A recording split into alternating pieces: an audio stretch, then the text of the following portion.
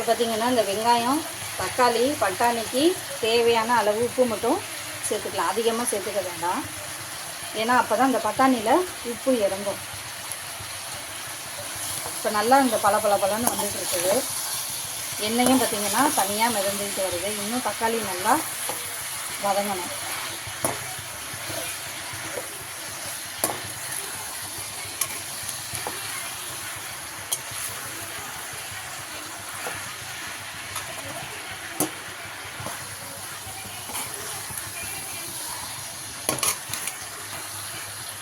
நீங்கள் வந்து பட்டை கிராம்பு முழுசாக போடுறீங்கன்னா எண்ணெயிலேயே நீங்கள் பட்டையும் கிராம்பையும் போட்டுக்கலாம். நான் பொடியாக வச்சுக்கிறதுனால தீஞ்சு போயிடும்.